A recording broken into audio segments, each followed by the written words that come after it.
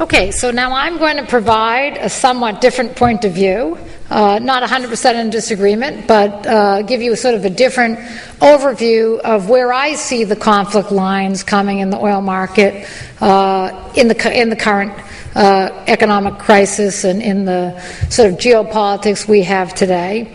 And I'm going to take the position that the conflict that Dr. Clear has talked about and written about in his books are possible, but history has not moved us in that direction, not in the last few decades.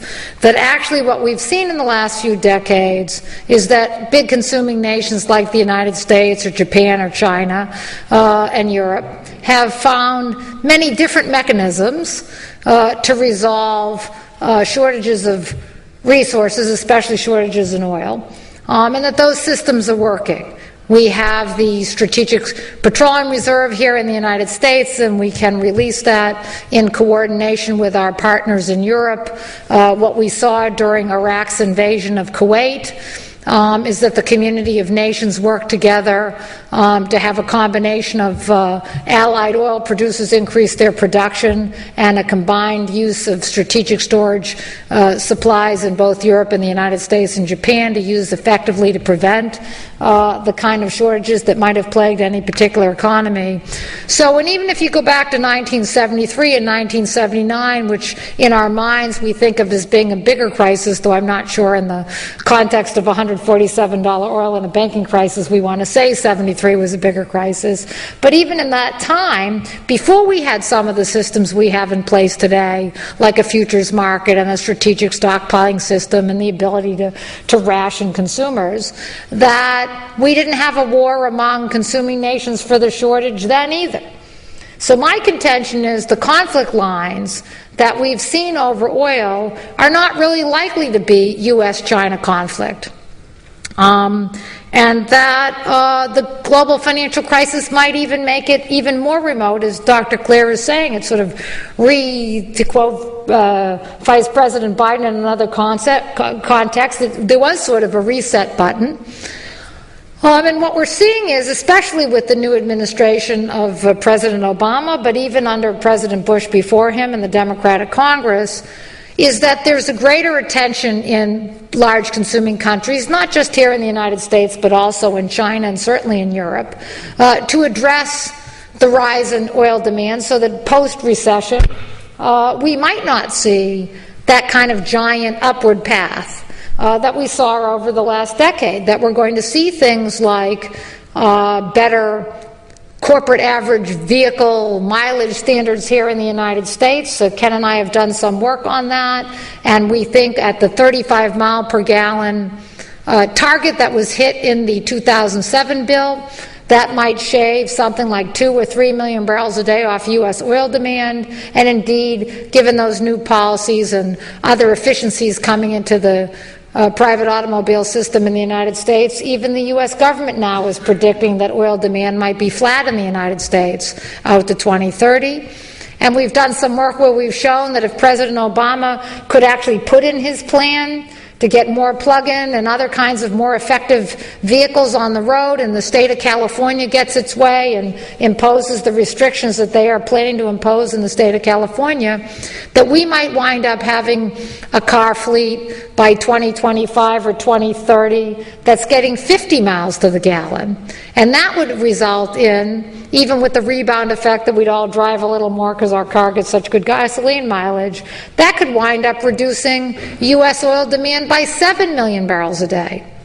Exactly the number that people are currently projecting China to go up by. So maybe this conflict might be obviated by public policy. Right? We might have a tax on greenhouse gas, which might also lower energy demand trends and move people away from certain fuels. So there are things that might happen between now and that sort of dismal future when we come out of the recession and demand starts to climb again, that might mean that demand won't climb by the same rate. And the interesting thing I always find about historical statistics is that they're always very telling. So prior to 1973, global oil demand, that means all global oil demand, was growing at a rate of 7.6% per annum. So every year we're growing by 7 or 8%. After 1979, that fell, and we had this period of the cycle that just ended, and global energy demand, even with China and the great gains of the economic middle class in China and India and Brazil, was only growing by 2% a year. So I think we could ask ourselves, could the trend be different? I mean, instead of going back to 2 or 3% a year, might we go down to 1% a year? And as we know, in the industrialized West and the OECD, demand has been flat.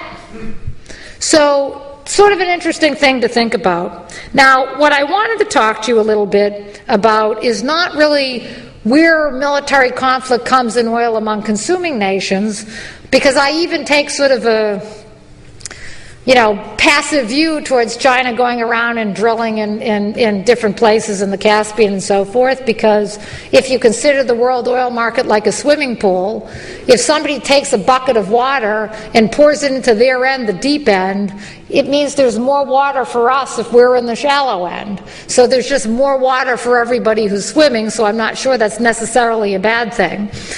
But the question is, if we think about the history of conflict in oil, who's the conflict been between? That when it's been a military conflict, it's between one producer and another producer.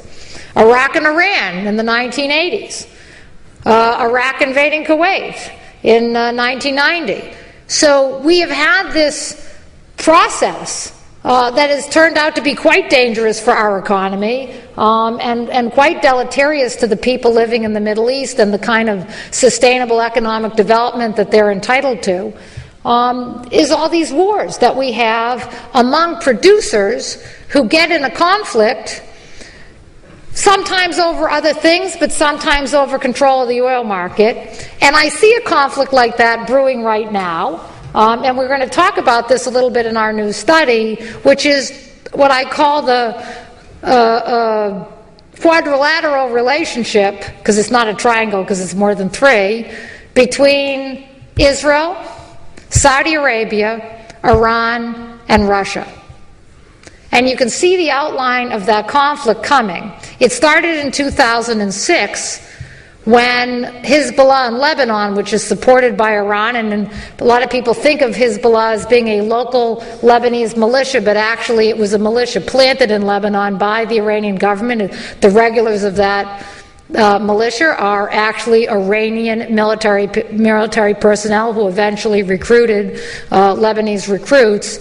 So that organization got in a conflict with the State of Israel.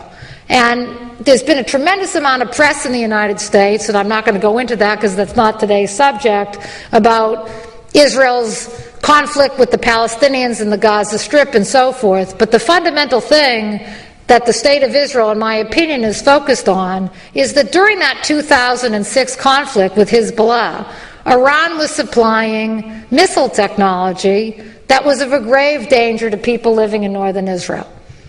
And as a result, and I think we as Americans can imagine it's in our minds post-September 11, but the media here doesn't play it up, over 1 million people from the city of Haifa in Israel and northern towns in Israel had to live in an air raid shelter underground with a gas mask for many weeks, 4 to 6 weeks.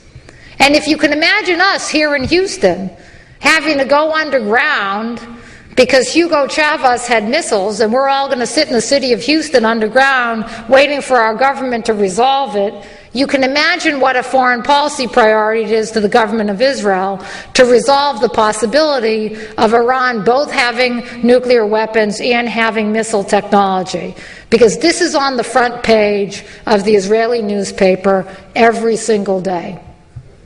And the Israelis have discussed openly what they would have to do about it. I mean, suppose the international community doesn't resolve this and they feel at risk, what will they do about it? So there have been senior government officials in Israel that have said they would attack Iran.